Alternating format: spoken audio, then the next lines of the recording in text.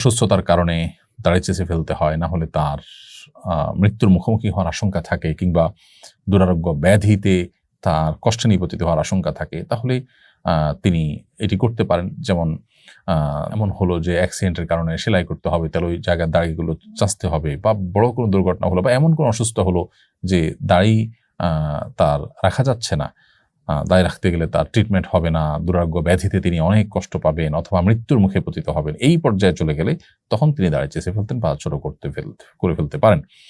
এর বাইরে যদি দাঁড়িয়ে থাকার কারণে তার মৃত্যুর মুখে পতিত হতে পারেন, ভয়াবহ কোনো বিপদ হতে পারে, জীবন হুমকির মধ্যে হতে পারে, বা আপনার বর্ণাতীত কষ্ট হবে, এরকম কোনো পরিস্থিতির মধ্যে পড়েন কেউ, তাহলে সেই পরিস্থিতিতে তার জন্য ইসলাম ওয়েব, কাতার ভিত্তিক ফতোয়ার বিশ্ববিখ্যাত ওয়েবসাইট মার্কাজুল ফতোয়া ইসলাম ওয়েবে ফুকাহাম মুফতিগণ লিখেছেন যে এই ক্ষেত্রে তার জন্য দাড়ি চাষা বা ছোট করা জায়েজ হবে, কিন্তু এটা ইন্ডিভিজুয়াল কেস স্টাডি করে মুফতি বলতে পারবেন।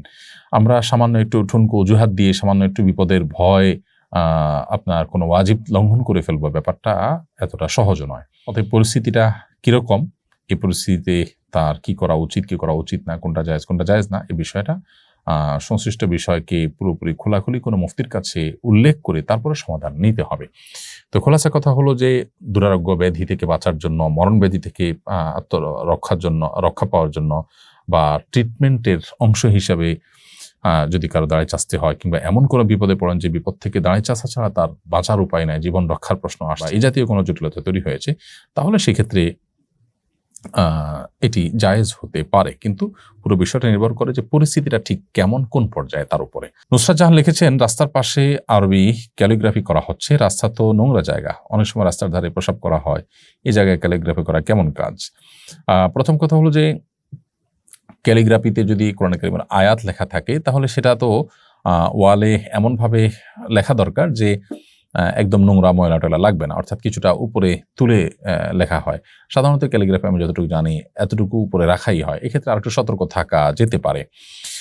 আর এর বাইরে সাধারণ যে ক্যালিগ্রাফি আছে, যেগুলোতে আসলে আপনার কোরআন কারীমের আয়াত নেই, অন্য ভালো কথা আছে, আরবি থাকলেই যে কোনো আয়াত হবে তা নয়, তাহলে সেক্ষেত্রে সেটা র্যান্ডমলি যে কোনোভাবে দেওয়া যেতে পারে। কোরআনের আয়াত যদি থাকে, আল্লাহর নাম যদি উল্লেখ থাকে, তাহলে সেটা যেন অপমানজনকভাবে ব্যবহার না হয়, সেদিকটা খেয়াল রাখতে হবে। এখন কথা হলো যে সচরাচর আমাদের দেশের সব ওয়ালগুলোতেই কি মানুষ পেশাব করে, বা কোনো প্রাণী পেশাব করে, কিংবা সব জায়গাতে ময়লা হয়? আমার মনে হয় সেটা না। বিশেষ করে বিশ্ববিদ্যালয়, কলেজ, মাদ্রাসা এর যে ওয়ালগুলো আছে অভ্যন্তরে, ক্যাম্পাসের ভেতরে, এগুলোতে আসলে কেউ পেশাব সচরাচর করে না। তারপরও কোনো প্রাণীর দ্বারা সেটি কোনো অপমান হতে পারে, সে জায়গা থেকে কিছুটা উপরে তুলে ক্যালিগ্রাফি করা যেতে পারে। মৌলিকভাবে ক্যালিগ্রাফি করাতে দোষের কিছু নেই। হাবিব আপনি লিখেছেন, আমি ভারত থেকে জানতে চাই, আমাদের দেশে মিডিয়া বলছে আপনাদের ওখানে নাকি হিন্দুদের উপর অত্যাচার করা হচ্ছে, এটা কতটুকু সত্য? অমুসলিম অধিকার সম্পর্কে ইসলামের নির্দেশনা কি? ভাই হাবিব, আপনাদের দেশ থেকে অর্থাৎ ভারত থেকে আপনারা যে মিডিয়ার প্রচারণা দেখতে পাচ্ছেন, আমরা দুঃখজনক হলেও সত্য বলতে চাই আপনাদেরকে যে এটা একরকম মিথ্যাচার হচ্ছে। আমাদের দেশে, আমাদের আশেপাশে যে হিন্দু ভাই বোনরা আছেন, তারা ভালো আছেন, নিরাপদে আছেন। বিচ্ছিন্ন যে ঘটনাবলী, সেটি তো সব সমাজে কম বেশি হয়ে থাকে। বিশেষ করে আপনাদের প্রতি শ্রদ্ধা রেখে বলতে চাই যে আপনারা, আপনাদের দেশ ভারতে আপনারা নিজেরা মুসলমানরা নানাভাবে যে নিগৃহীত আছেন, একের পর সেখানে ধর্মীয় দাঙ্গা এবং মুসলিম নিধন হয়ে থাকে, ঠুনকো অজুহাতে অগণিত মানুষকে হত্যা করা হয়। আমাদের এখানে বাংলাদেশে ইতিহাসে কখনো এরকম কোনো ঘটনা ঘটেনি। বিভিন্ন রাজনৈতিক অস্থিরতায় হিন্দুদের ভালোবাসার দাবিদার মানুষরা অনেক সময় আপনার তাদেরকে গুটি হিসেবে ব্যবহার করে আপনার এ ব্যাপারে প্রপাগান্ডা চালায় থাকে। অতি সম্প্রতি যে ঘটনা ঘটেছে, সেখানে বিচ্ছিন্ন কিছু ঘটনা প্রথম একদিন হয়তো হয়েছে, সামান্য কিছু মানুষ হয়তো ক্ষতিগ্রস্ত হয়েছেন। উল্লেখযোগ্য যে ক্ষতি, মানুষের হতাহত হওয়া, ধর্মীয় দাঙ্গা হওয়া, বহু মন্দির ভেঙে ফেলা, এরকম কোনো ঘটনা আসলে এখানে ঘটেনি। আমরা চাক্ষুষ প্রমাণ।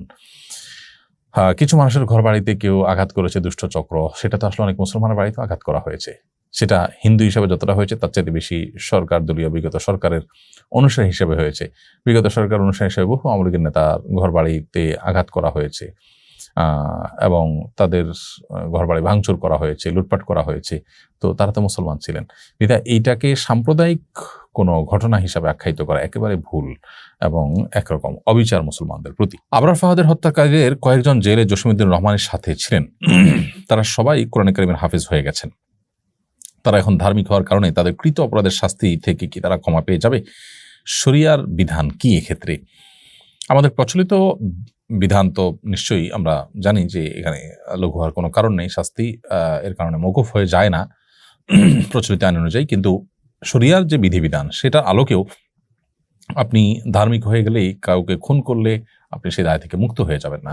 আপনি ধার্মিক হয়েছেন, আল্লাহর কাছে প্রিয়পাত্র হওয়ার পথে আপনি এগিয়ে গেলেন, নিজেকে সংশোধন করলেন, এটা প্রশংসনীয় কাজ আলহামদুলিল্লাহ, কারণ আপনি সব পাবেন। বাট কোনো মানুষকে হত্যার সাথে যদি আপনি জড়িত থেকে থাকেন তাহলে শাস্তি আপনার উপর ঠিকই কার্যকর করা হবে। হ্যাঁ, যদি এমন হয় যে নিহত ব্যক্তির পরিবাররা আপনাকে ক্ষমা করে দেন, তারা তা আপনার কাছ থেকে যে কেসাস প্রাপ্য রয়েছে শরিয়া বিধান অনুযায়ী হত্যার বদলে হত্যা, সেটি যদি তারা মওকুফ করে দেন, বলেন যে আমাদের কোনো দায় দাবি নেই, আমরা তাকে ক্ষমা করে দিলাম, তাহলে সেটি শরিয়া দৃষ্টিকোণ থেকে ক্ষমা হতে পারে। রিফাত হোসেন আপনি লিখেছেন, শহীদ মিনারে বা কোনো স্মৃতিস্তম্ভে মোমবাতি প্রজ্বলন সম্পর্কে ইসলাম কি বলে, এই বিষয়ে জানাবেন দয়া করে। শহীদ মিনারে বা কোনো স্মৃতিস্তম্ভে মোমবাতি প্রজ্বলন ইসলামের শরিয়ার দৃষ্টিকোণ থেকে প্রশংসনীয় কোনো বিষয় নয়। দেশের প্রতি ভালোবাসা, মাতৃভূমির প্রতি ভালোবাসা, মাতৃভূমি, দেশ এবং মানুষের জন্য, মাজলুম মানুষের রক্ষার জন্য যারা জীবন বাজি রেখেছেন তাদের প্রতি শ্রদ্ধা করবার কথাও ইসলাম আমাদেরকে বলে। কিন্তু সেই শ্রদ্ধা ভালোবাসা প্রকাশের যে প্রক্রিয়া সেটা যেন যথাযথ হয়, শরিয়া সিদ্ধ হয়, সেটাই শরিয়া বলে। এমন কোনো কাজ যে কাজের আসলে বৈজ্ঞানিক কোনো ভিত্তি নেই, ধর্মীয় কোনো ভিত্তি নেই, সেটা কোনো অবস্থাতে আসলে গ্রহণযোগ্য হতে পারে না। ধরুন কিছু মানুষ মারা গেছে, তাদেরকে স্মরণ করে আমরা একটা শহীদ মিনার তৈরি করলাম। সেই শহীদ মিনারে আমরা যদি মোমবাতি দেই, হাজার হাজার টাকা, লাখ লাখ টাকা খরচ করে ফুল রাখি, তাতে মৃত মানুষদের কোনো উপকারে আসবে না। এটি না বৈজ্ঞানিকভাবে তার কোনো উপকার আসার কোনো সুযোগ আছে, না ধর্মীয় দৃষ্টিকোণ থেকে উপকার আসার সুযোগ আছে। বরং এই টাকা দিয়ে যদি আমি গরিব দুঃখীদেরকে দান করি আর সওয়াবের বিষয়টি আমি তাদের জন্য সওয়াবের নিয়ত করি যে তাদের তরফ থেকে দান করছি, তাহলে ধর্মীয় দৃষ্টিকোণ থেকে এটি তারা আল্লাহর কাছে সওয়াব পাবেন ইনশাআল্লাহ। সেই সাথে তাদের শরণার্থে আমরা যদি গরিব মানুষের জন্য কাজ করি, কোনো কল্যাণমূলক কাজ করি, বা তাদের পরিবারের জন্য আমরা কিছু করতে পারি, সেটাও যৌক্তিক এবং ধর্মীয় দৃষ্টিকোণ থেকে সঠিক। এই জায়গা থেকে এই জাতীয় স্মৃতিস্তম্ভে মোমবাতি জ্বালানো কিংবা ফুল দেওয়া ইসলামের শরিয়ার দৃষ্টিকোণ থেকে অনর্থক কাজ, বরং কোনো কোনো ক্ষেত্রে এটা শিরকের সাথে সাদৃশ্যপূর্ণ। কেউ এখানে পুজো করতে চায় না, পূজার নিয়ত করে না, সেজন্য এটা হয়তো সরাসরি শিরক হবে না, কিন্তু শিরকের যে আয়োজন, যেখানে মোমবাতি, ফুল এগুলো থাকে, মুশরিকরা, হিন্দুরা, যারা শিরকে লিপ্ত তারা যেরকম করেন, এখানে অনেকটা তার সাথে সাদৃশ্য হয়। তারা প্রতিমার সামনে দেন, এখানে আমরা একটা স্তম্ভ তৈরি করে স্তম্ভের সামনে দিচ্ছি, ব্যাপারটা অনেকটা কাছাকাছি।